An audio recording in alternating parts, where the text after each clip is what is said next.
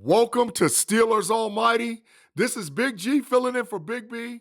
My boy's down for the count a little bit, but look for him this afternoon on the big show moving forward because me and Big B is going to do some draft grades and grading out. But thank you guys for rocking with us and listening to us on another week's edition of the report card for the big time win against the Ratbirds, the Baltimore Ravens. Pittsburgh Steelers win 18-16. This week, I'm filling in for B. But before I get to the content, before I talk the way I talk, let me thank you guys for all rocking with us. You know how to find us. Watch us forward facing in the live show on Steelers Almighty every week. Me, Big B, and the crew go in about Steelers Nation. Make sure you like, subscribe, and share to the fastest growing Steelers podcast around on the net. Let me get to it, man. Grade week. Man, this has been one of the toughest weeks for me to be able to grade for the Pittsburgh Steelers. It's because on one hand, we got to win 18-16. But on the other hand, I seen some play that was questionable. My time with the Pittsburgh Steelers, excellence is not an option. So I grade hard on a curve considering what's going on with the Steelers position by position. And I'm going to see how B is feeling it later on when we break the whole monotony about who wins out concerning the draft grades for the Baltimore Ravens. So let's start at the top with the position that runs the program, runs the team, the quarterback position. For me, Russell Wilson, 23 of 36, 205 yards passing, one interception. Ain't feeling it. Russ, you got to be able to deliver and hit passes. Now, I know that we've had issues with Calvin Austin making drops, Vance Jefferson making drops, Mount Washington making drops. I get it. However, you're the captain of the team. So everything starts and stops with you. However, Justin came in and using that Coach Tomlin speak on weighty downs, got us what we actually needed in a Justin Fields package to get us a first down and run an RPO set or system in order for the Steelers to seal the game against the Baltimore Ravens. Justin Fields had 2 carries for 17 yards, didn't get an opportunity to throw a pass. Russie, I do appreciate what you did concerning the quarterback position and putting us in position to win. The audibles that you did based on what I saw on the all-22 field by flipping the field, especially in that third and fourth quarter, gets you a little bit higher grade than normal. However, based on excellence, because you know what we're talking about with Steelers Nation, you got to have 250 yards passing. You need 2 touchdowns minimum every game to get a higher grade. So I gave you the highest low grade you could get, a C+ for Russell Wilson in the quarterback position for the Steelers, and we're looking for big things this week moving forward. Next, we move to the offensive line.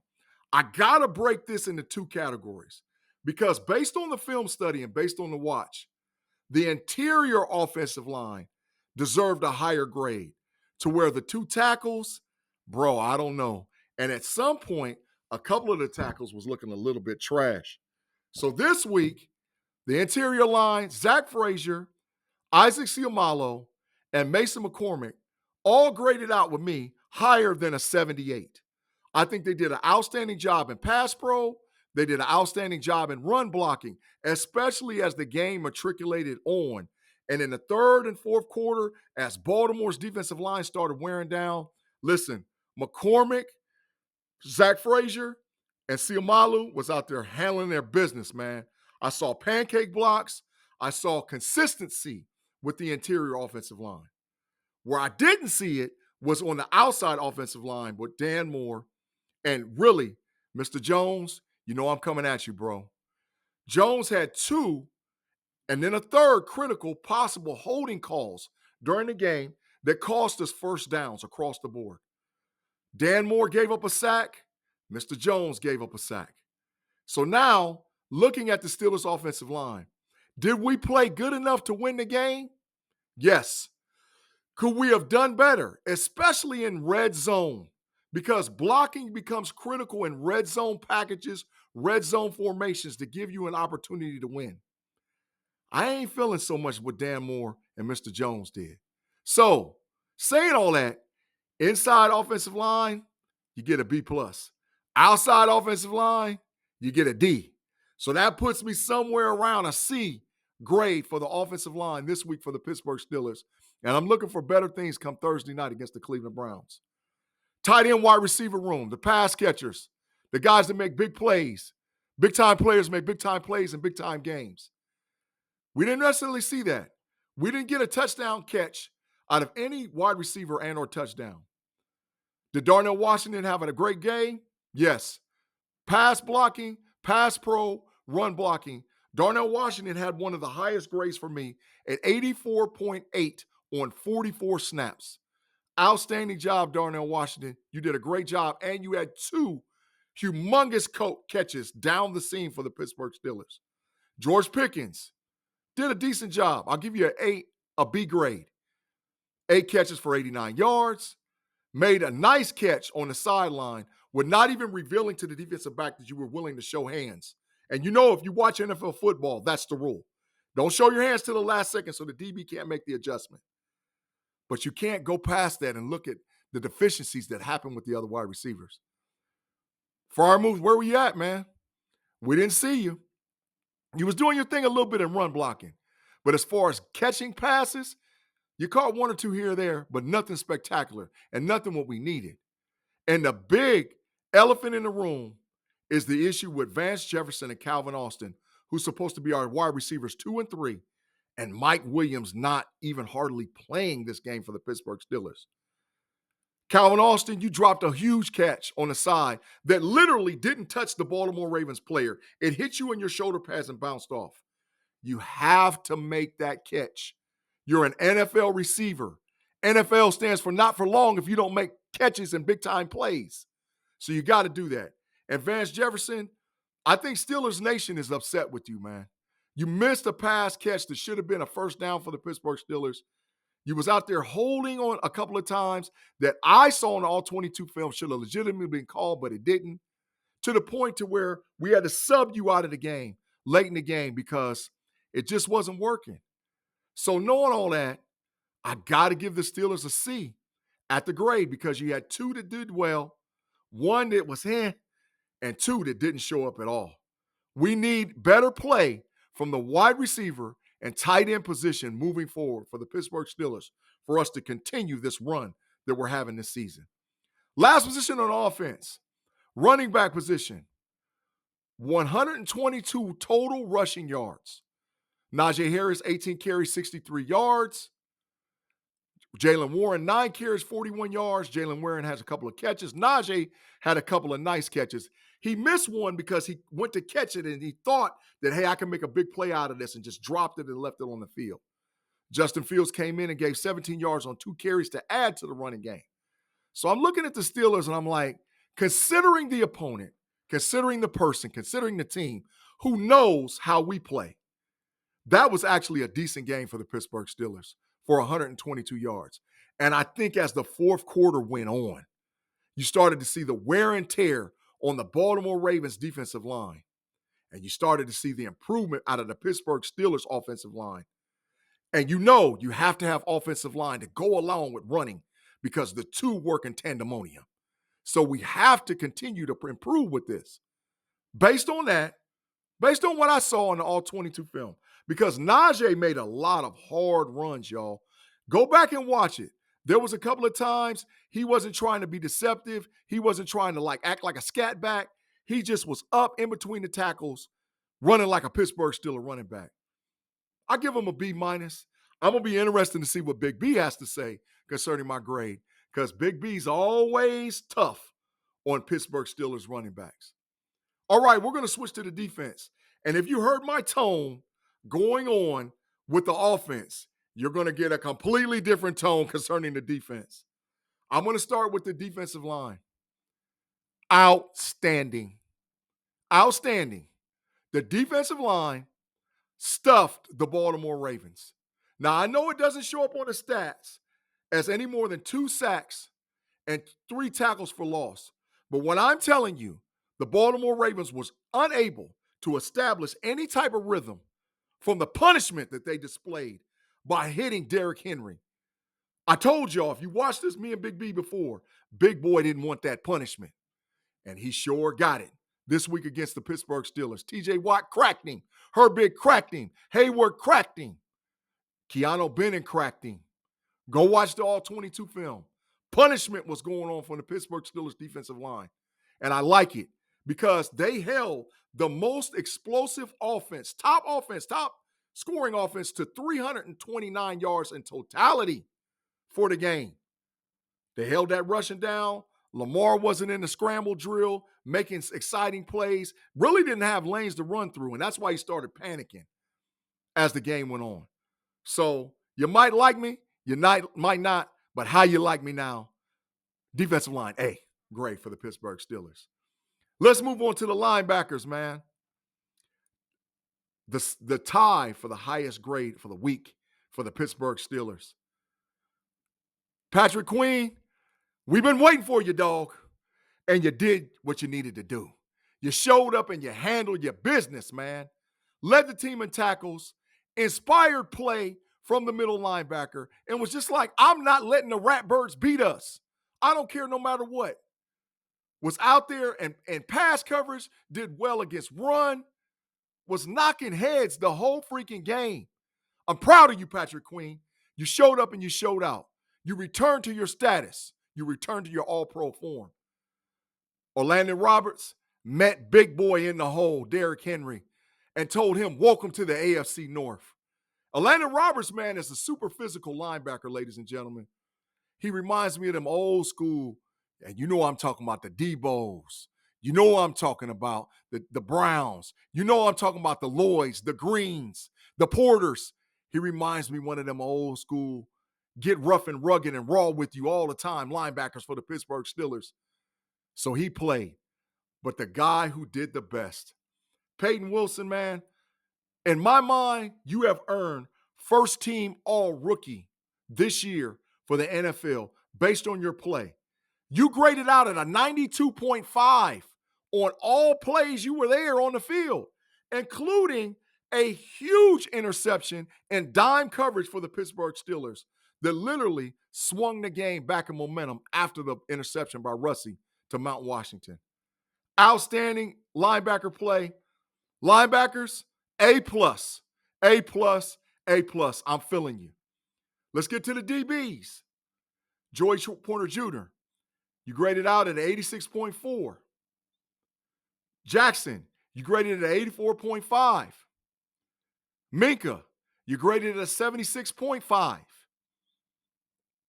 Elliott, you graded at 78.9. DB's looking good out there. Who didn't have a good game was Beanie Bishop. And you know on Steelers Almighty, we tell the truth about grades. Beanie, you played serviceable, you could have improved. KZ, you played serviceable, you could have improved. Sutton, you played serviceable, you could have improved. But those top four, you handled your business. Minka, hey man, listen, you saved the game a couple of times with those great open field tackles where it was you one-on-one with the Ravens player. One time it was Mark Andrews, one time it was Hill, and you made the tackle, bro. Handle your business. Joey Porter Jr., I like you getting handsy with them dudes. I like that, bro. Keep that momentum up. Elliott, come down in the box and handle your business like you did against Big Boy Henry every week. And you have officially joined the Pittsburgh Steelers organization. Love the DBs, love the play, but I couldn't give you an A. Couldn't give you an A, but you played great, in my opinion. Really well enough, because the Baltimore wide receivers are a bunch of little scatty wide receivers that can just get loose all of the time based on scramble drills. That didn't happen this week with the Pittsburgh Steelers. What happened was the DBs handled their business. And because of that, I give you a B+. All right, y'all, we got to move to special teams, man. What more can I say? The Pittsburgh Steelers win another game this season without scoring a touchdown. They win a game on 6 field goals by Mr. Boswell, who I think should once again be the AFC Player of the Week by kicking 6 field goals, including a 57-yarder that looked like it could have cleared 70. Boswell, you are having a heck of a season. You have literally won 2 games for us. The Atlanta Falcons game, and now here against the Baltimore Ratbirds. You handled your business. Bos, Love you, bro. Great season so far, man. I appreciate it. The other special teams, Mr. Waitman, 4 punts with an average of 56.5 yards per punt. Man, field position was big for this game. Anytime you have a division rival and you got to fight the way that you fight, field position is huge. He pinned the Ravens punt returners back so many times it was ridiculous. Pinned them back and was like, "La, you're going to have to drive the length of the field on us." I'm loving it. And considering the fact that we sort of got this guy from the scrap heap because nobody had signed him. Remember, ladies and gentlemen, we had Johnson, the Ohio State punter, to start the season out. Season in the injury, we wish all the best for you. But, man, our punter is handling his business. And the punt coverage and kickoff coverage was outstanding this week. You guys, if you don't know, if you're a true Steeler fan and you watch the Pittsburgh Steelers, you got to know by now that we have the best special teams in all the NFL. And it showed again, once again, this week for the Pittsburgh Steelers. So, Steelers, special teams, A+ again. You're handling your business out there, man. We're proud of you. Let's go Steelers Nation from the special teams. Because special teams is the third phase of the game that you need to win. And we're handling our business with an A+ grade. Coaching. Coach T and the crew. Coach Austin, Coach Smith. You know, I grade hard with you guys, man. Because I look at in-game adjustments. I look at position and players in position on weighty downs. I pay attention to when you see something or a key, do you start attacking it or do you become passive aggressive with it? I look at Mike Tomlin's ability to keep the players engaged during the whole 4 quarters. I pay attention to all of those things outside of watching the film and everything else that's going on with the coaching. Pittsburgh, you did pretty good this week.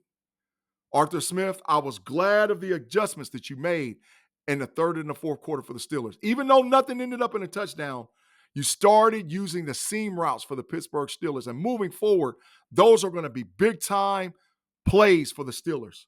With Washington, Freiermuth, Hayward, tight ends literally running up the seam.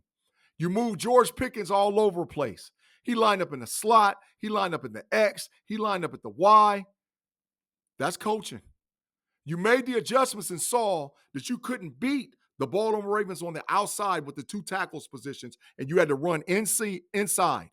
And your linemen, interior offensive linemen, made the adjustment and started beating up the Ravens when the third and the fourth quarter went. So offensively, the only issue I got with you is where in the heck was Mike Williams at, bro? Mike Williams should be on the field more. He's a better player than Calvin Austin. He's a better player than Jefferson. You got to put Williams out there on the field, man. So offensively, you got like a B. Defensively, Coach Austin, man, I like what I saw. This might have been, in my opinion, one of the best defensive games you called. You dialed up pressure when you need to dial up pressure. You kept Lamar Jackson contained. You knew that the game plan was going to be to punish Big Boy all day, every day, and he gave up. For all you Ravens fans out there talking, Derrick Henry's going to do this and Derrick Henry's going to do that, Derrick Henry gave up, y'all. Derrick Henry got tired of getting that punishment. Watt and the fellas was handling their business on him. And if you make the Ravens one-dimensional, you done did your job as far as coaching. And I think he coached up the DBs during this game, man. He coached them up. He's like, listen, I don't care if the refs call it from getting handsy and all whatever else. Stay on them, stay with them, because they're going to get frustrated. And you know what else that causes? That causes players on the Ravens, because they can't focus, they're flustered, to start dropping passes. What did you see happen in the third and the fourth quarter with the Baltimore Ravens? They dropped some passes, legitimate passes that they should have caught. That has something to do with coaching as well. Because it's not just about the game plan and the execution of the game plan. It's keeping the players engaged based on what they saw and what they studied. Because NFL players get frustrated fast. They're disciplined, but they get frustrated. So by that, Steelers, all 3 phases, you did well. But was it an A game? No. Was it a B game? A little bit better. I give the Pittsburgh Steelers coaching a B plus this week. You beat a division rival. You beat a team that you were supposed to lose to. And you handled them, and you told Mr. Lamar Jackson, the MVP, who can't win against the Pittsburgh Steelers, nah, not this week, not on our watch, not in our stadium. No way, Jose, bro. Get up out of here, Lamar Jackson. So, coaching staff, B plus. When I weigh it all out and I figure it out and I weigh offense against defense, defense, you carried us this week. Special teams, you carried us this week. Offense, you didn't.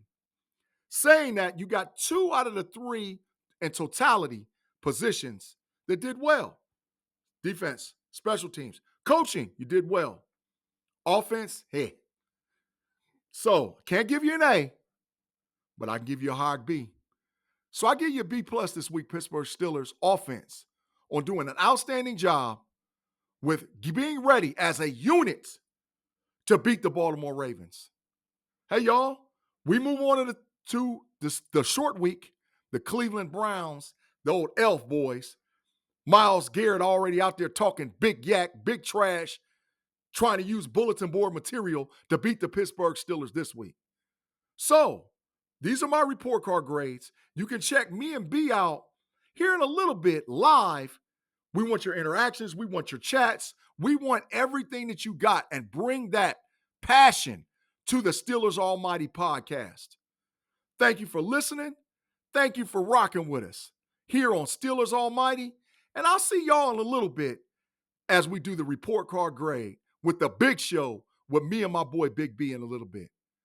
As for me, Big G, I'll holla at y'all. Peace.